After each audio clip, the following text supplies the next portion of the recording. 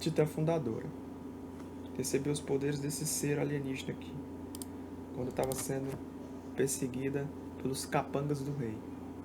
Aí no leito de morte, esse ser entrou em contato com ela. E daí ela conseguiu ganhar todos os poderes do Titã Fundador. Muitas pessoas acham bem ruim isso aqui que aconteceu, porque ela continuou servindo o rei e continuou sem complaints, continuou sem reclamar de nada. Algumas pessoas acham que foi meio forçado isso.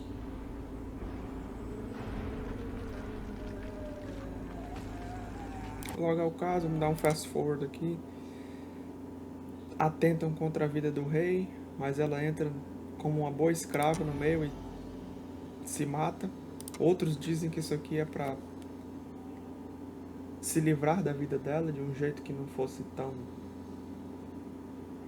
preciso, né? Sei lá, não fosse um suicídio, mas foi meio que um suicídio isso aqui.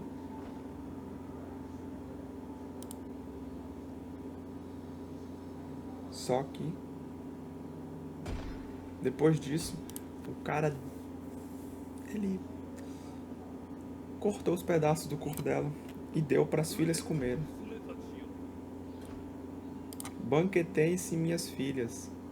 De qualquer modo, o poder da Ymir deve ser passado adiante. Estou explicando aqui bem detalhado aqui. Cada pedacinho do corpo da Ymir deve ser comido. Maria Rosina. Olha só. Essa parte que ela vira, perceba que ela está sem expressões faciais agora. Ela está sem expressões faciais. Esse barulhinho que dá no fundo. Isso é as lembranças.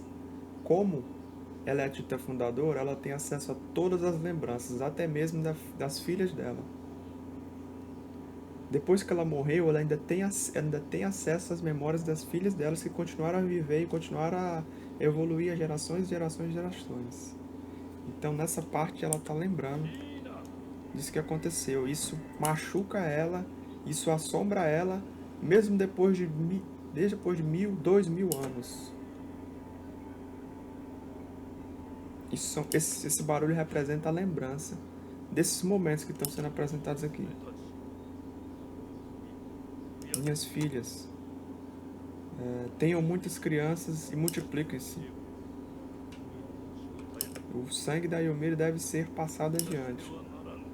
E como ela está lembrando disso que foi ensinado às filhas dela, ela está vendo, ela está revivendo esse momento através das memórias dela, das memórias das filhas dela.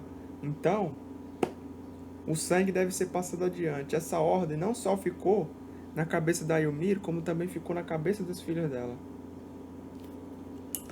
Preste atenção.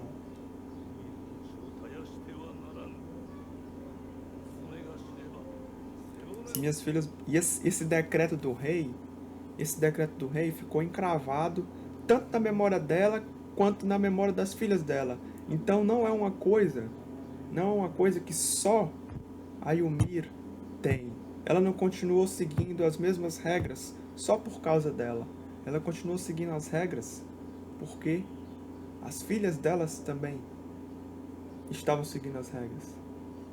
Vamos pegando.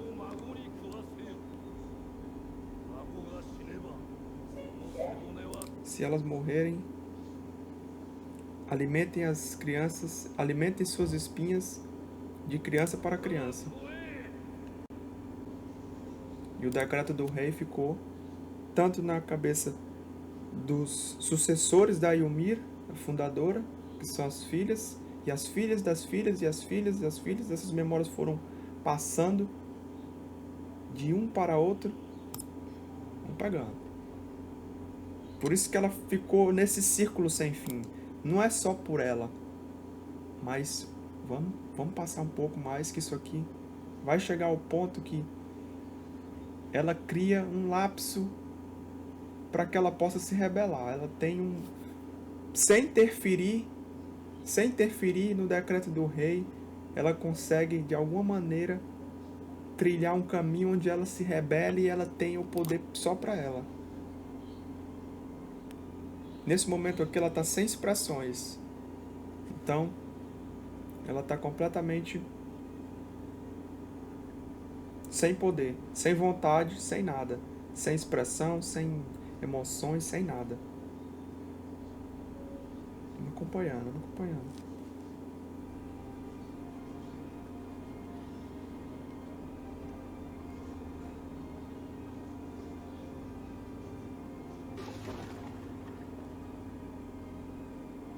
Essas quedas dela pode representar a força de vontade dela que está, não sei, talvez represente alguma coisa, mas talvez essas quedas representem que ela está fraquejando para se rebelar. Essas quedas talvez representem isso. Aí o rei aqui, isso é o decreto do rei. Mesmo depois que eu falecer, mesmo depois que eu morrer, Eridia will dominate the lands. Eridia vai dominar essas terras com suas monstruosidades.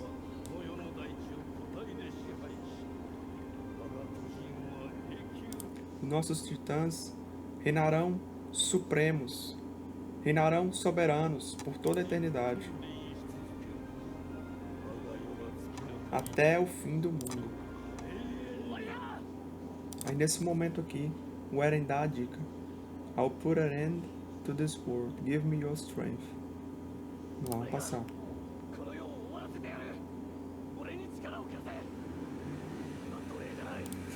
Dorejanai. Mano, vou chegar lá.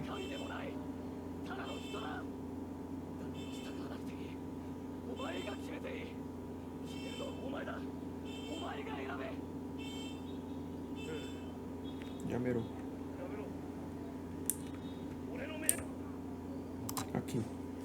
Aqui. Were you the one who led me here? Foi você aquela que me trilhou meu caminho até aqui. Foi você aquela que me trouxe até aqui. O Eren nasceu, desde o momento que ele nasceu, ele já tinha esse caminho traçado para ele. Desde que o Eren nasceu, ele já tinha esse caminho traçado. Por ela. O Eren é a luz do fim do túnel. 2000 anos demorou para que essa luz aparecesse. 2000 anos demorou para que alguém conseguisse chegar perto dela. E o Eren é a personificação. O Eren é a personificação da rebeldia dela. Ela só conseguiu se rebelar graças ao Eren, porque o Eren é a personificação do ódio, da raiva, da tristeza, de todos os sentimentos que ela sentiu. Por tanto tempo sem expressar nada.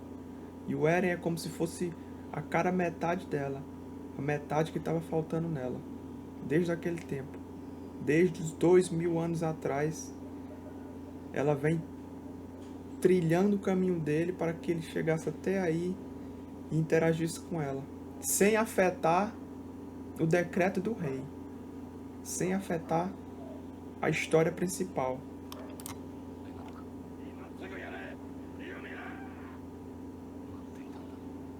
Você esteve esperando por isso. Aqui, mais uma prova de que essa teoria é real. Mais uma prova de que essa teoria é real. Ela esteve esperando, ela planejou. Estava no subconsciente dela que ela queria se rebelar, mas ela não podia ir contra o decreto do rei. Então ela fez isso de uma maneira subliminar. Ela fez isso através do Eren. O Eren é a chave. O Eren sempre foi a chave das emoções. O Eren sempre foi a chave de tudo. Do poder fundador. O Eren é a personificação, volto a repetir e vou repetir quantas vezes for necessário. O Eren é a personificação do ódio e de todos os sentimentos guardados dentro dela. E ela só foi capaz de liberar esses sentimentos no momento que o Eren conseguiu chegar e tocá-la. Mesmo um descendente do sangue real, mesmo um descendente do sangue real, do decreto do rei, já não tinha mais poder nenhum. Já não tinha mais nada, não podia fazer mais nada. Porque ela tem vontade agora, não o rei. Assim que o Eren conseguiu falar isso, assim que o Eren conseguiu chegar perto dela, ela conseguiu ter os próprios sentimentos e a própria vontade. E ele já não tem mais nada, mesmo sendo um descendente do rei. Pelo menos é assim que eu interpreto essa cena. Preste atenção. Olha os olhos dela, a expressão. Aqui ela ganhou todos os sentimentos, todas as expressões, tudo. Agora preste atenção nos olhos do Eren. Preste atenção na cor dos olhos do Eren. A cor dos olhos do Eren é a mesma da cor dos olhos dela. O que me leva a acreditar, o que ainda dá mais base ainda para o que eu estou dizendo. O Eren é a personificação da Ymir, da vontade da Ymir. Por isso que quando a gente vê aqueles flashbacks do Eren, com essa cara, com essa expressão, porque ele é a personificação do ódio contido dentro da Ymir. Sempre que a gente via os flashbacks da Ymir ou dele, com a cara dele, era com essa mesma expressão. O que dá mais base ainda, cada vez mais dando base a essa teoria de que o Eren é a personificação. Vou continuar repetindo. O Eren é a personificação dos sentimentos da Ymir. Todos os sentimentos, raiva, ódio, angústia, medo, todos. Ela só conseguiu criar esses sentimentos, só conseguiu portar esses sentimentos graças ao Eren, que é a chave, é a cara metade, é a metade dela que estava faltando. Ela era só uma casca vazia. O Eren é a chave, foi sempre a chave para ela se completar e se tornar completa. Um ser humano completo. Só aí ela se tornou um ser humano completo. Por isso que ela nunca se rebelou contra o rei. Por isso que ela nunca usou o poder do Titã contra o rei. Porque ela nunca foi completa. Desde o início ela nunca foi completa.